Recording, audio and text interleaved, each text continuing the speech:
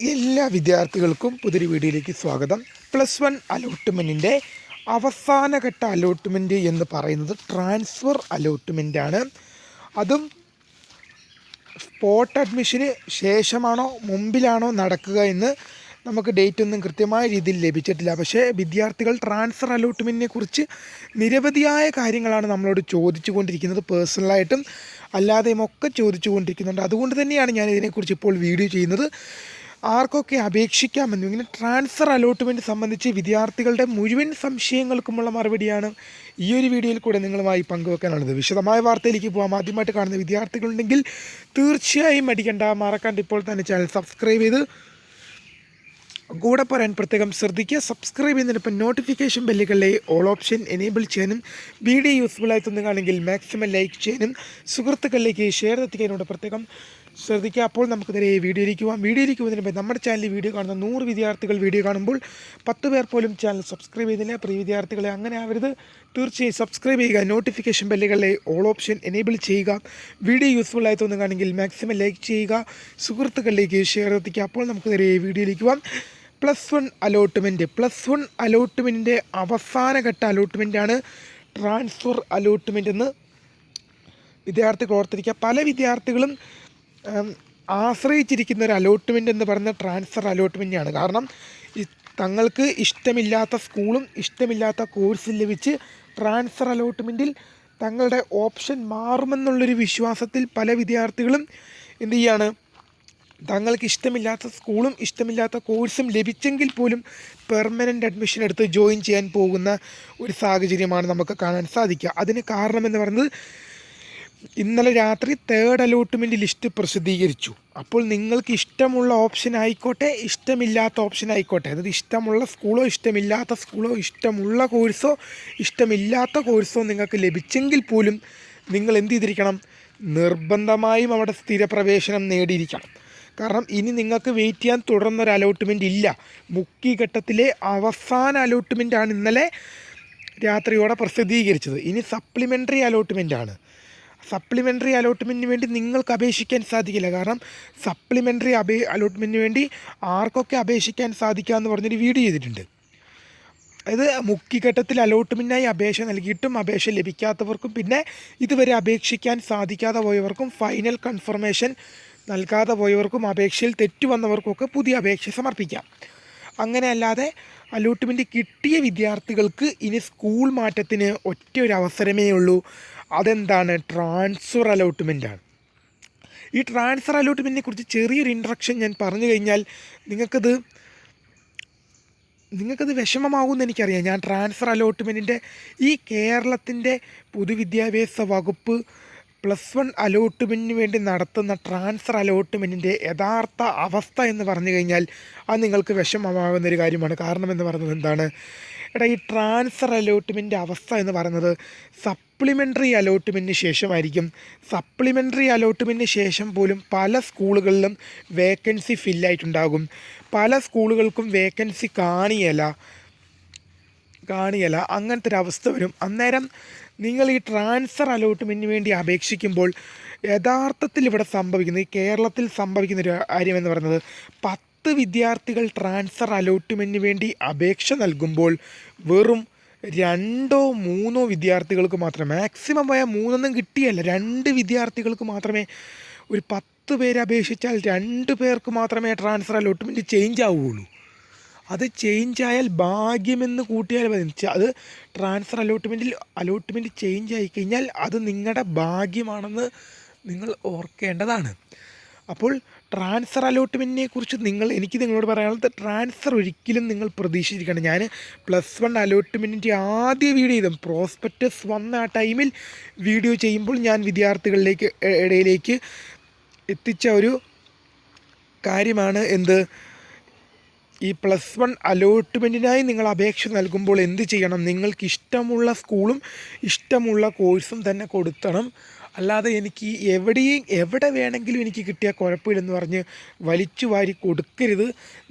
അത് കൊടുക്കരുതെന്നൊക്കെ ഞാൻ എപ്പോഴും നിങ്ങളോട് പറഞ്ഞിട്ടുള്ള ഒരു കാര്യമാണ്. അത് എൻ്റെ വീഡിയോ കേട്ട വിദ്യാർത്ഥികൾക്ക് അത് യൂസ്ഫുള്ളായി തോന്നിയിട്ടുണ്ടാവും. ബട്ട് ഇങ്ങനെ പെട്ടുപോയ വിദ്യാർത്ഥികൾ ഇനി ട്രാൻസ്ഫർ അലോട്ട്മെൻറ്റ് അപേക്ഷിക്കാമെന്ന് മാത്രമേ നമുക്ക് പറയാൻ സാധിക്കുകയുള്ളൂ. ട്രാൻസ്ഫർ അലോട്ട്മെൻറ്റ് യഥാർത്ഥ വസ്തുത എന്ന് പറയുന്നത് ഒരു 10 പേര് അപേക്ഷിച്ചാൽ 8 പേർക്കും കിട്ടിയല്ല. കാരണം അത് വിദ്യാഭ്യാസ വകുപ്പിൻ്റെ കുറ്റം കൊണ്ട് കിട്ടാത്തതല്ല. കാരണം ഈ ട്രാൻസ്ഫർ അലോട്ട്മെൻറ്റിൽ നിങ്ങളെ അങ്ങോട്ടും ഇങ്ങോട്ടും മാറ്റണം എന്ത് വേണം? ഇപ്പോൾ ഒരു വിദ്യാർത്ഥി ഒരു സ്കൂളിൽ നിന്നും മറ്റൊരു സ്കൂളിലേക്ക് അപേക്ഷിച്ചു. ആ മറ്റൊരു സ്കൂളിൽ ആ വിദ്യാർത്ഥി അപേക്ഷിക്കുന്ന സ്കൂളിൽ ഇപ്പോൾ ഒരു ഉദാഹരണം ഞാൻ പറയുവാണെങ്കിൽ, ഒരു വിദ്യാർത്ഥി മറ്റൊരു സ്കൂളിലേക്ക് അപേക്ഷിച്ച് കഴിഞ്ഞാൽ അവിടെ കിട്ടാൻ ആ വിദ്യാർത്ഥിക്ക് 2 കാര്യങ്ങൾ വേണം. ഒന്നെങ്കിൽ ഇപ്പം ഇവിടുന്ന് സയൻസ് എടുത്തൊരു വിദ്യാർത്ഥിക്ക് കൊമേഴ്സിലേക്ക് പോകണം, അല്ലെങ്കിൽ കൊമേഴ്സ് എടുത്തൊരു വിദ്യാർത്ഥിക്ക് സയൻസിലേക്ക് പോകണമെങ്കിൽ ആ സയൻസിലേക്ക് പോകുന്ന വിദ്യാർത്ഥിക്ക് എന്ത് വേണം?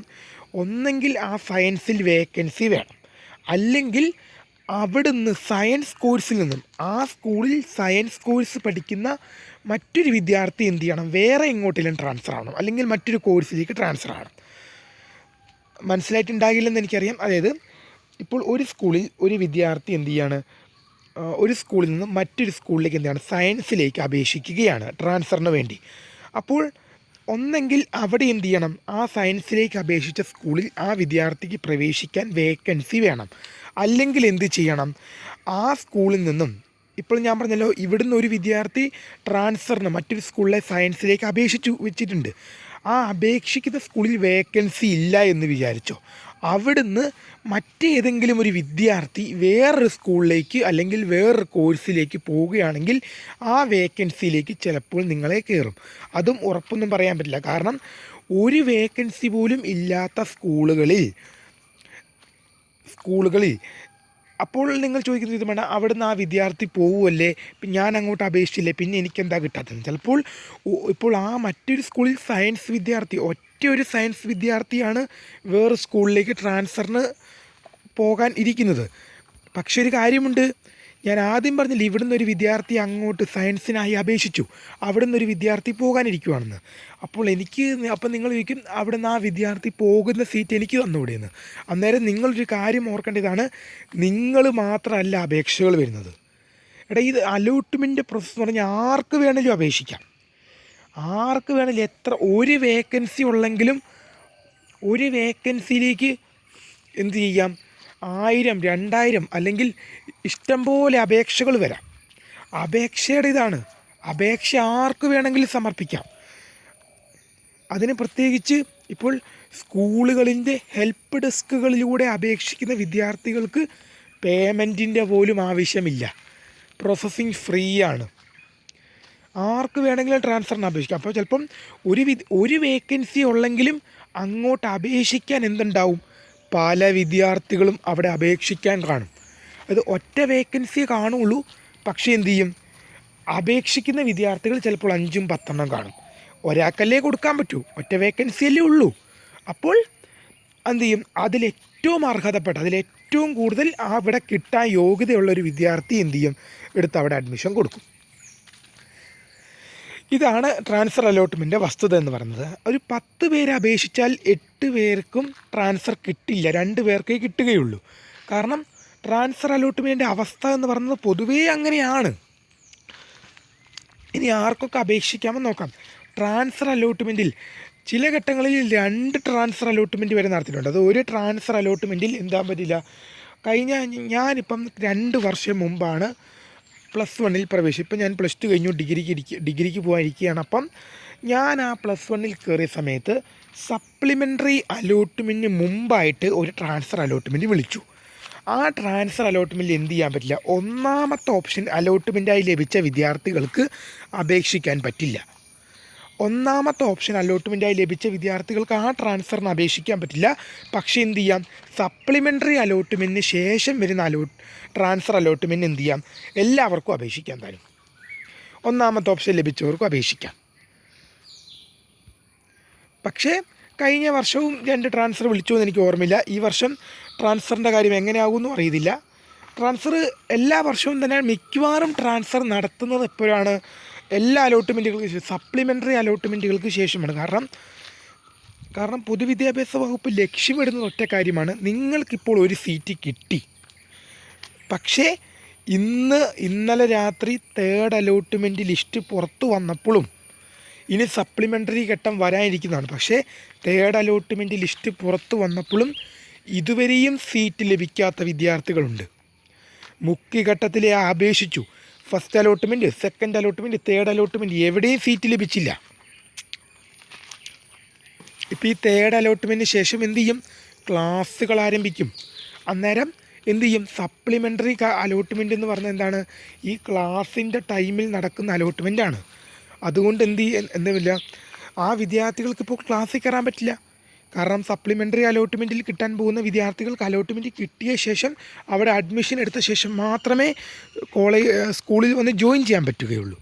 അലോട്ട്മെൻറ്റ് കിട്ടാത്തതിൻ്റെ പേരിൽ ഇപ്പോൾ തേർഡ് അലോട്ട്മെൻറ്റ് അഡ്മിഷൻ ഇന്ന് രാവിലെ 10 മണി മുതലാണ് തേർഡ് അലോട്ട്മെൻറ്റ് അഡ്മിഷൻ.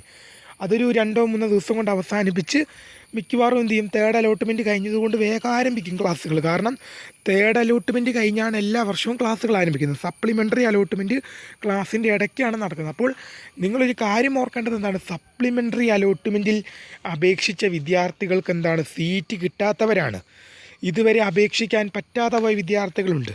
അപേക്ഷയിൽ തെറ്റു വന്നത് മൂലം അലോട്ട്മെൻറ്റിൽ നിന്ന് പുറത്തായിപ്പോയ വിദ്യാർത്ഥികളുണ്ട്.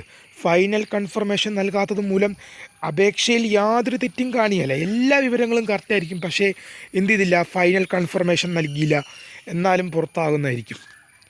ഇതാണ് അവസ്ഥ എന്ന് പറയുന്നത്. ഇപ്പോൾ തേർഡ് അലോട്ട്മെൻറ്റ് പുറത്തു വന്നെങ്കിലും എന്താണ്? ട്രാൻസ്ഫർ അലോട്ട്മെൻറ്റ് നടത്താമായിരുന്നു. പക്ഷേ അത് നടത്താത്തതിന് കാരണം നിങ്ങൾ സീറ്റ് കിട്ടിയ വിദ്യാർത്ഥികളാണ്. പക്ഷേ എന്തുണ്ട്? സീറ്റ് കിട്ടാത്ത ഇനിയും വിദ്യാർത്ഥികൾ പുറത്ത് നിൽപ്പുണ്ട്. അവർക്കും കൂടി എന്ത് ചെയ്യണം? ഒരു സീറ്റ് എങ്ങനെയും ഒപ്പിച്ച് കൊടുക്കണം. അവർക്കും കൂടെ അവരെയെങ്കിലും കൂടെ ഇപ്പം എല്ലാവരെയും ആരെയും ഒഴിവാക്കണമെന്ന് പൊതുവിദ്യാഭ്യാസ വകുപ്പ് ശ്രമിക്കുന്നില്ല. എല്ലാവരെയും തന്നെ ഏതെങ്കിലുമൊക്കെ, അതായത് അവരപേക്ഷിക്കുന്ന സ്കൂളുകളിൽ, ഇപ്പോൾ ഒരു വിദ്യാർത്ഥി 10 സ്കൂളുകളിൽ അപേക്ഷിച്ചെങ്കിൽ ആ 10 എവിടെയെങ്കിലും ആ വിദ്യാർത്ഥിക്ക് ഏറ്റവും കിട്ടാൻ യോഗ്യതയുള്ള എവിടെയെങ്കിലും ഏതെങ്കിലും ഒരു കോഴ്സിന്, സയൻസ് ആയിക്കോട്ടെ, കൊമേഴ്സ് ആയിക്കോട്ടെ, ഹ്യൂമാനിറ്റീസ് ആയിക്കോട്ടെ, അതൊക്കെ അപേക്ഷിക്കുന്ന വിദ്യാർത്ഥിയുടെ താല്പര്യം പോലെ ഇരിക്കും.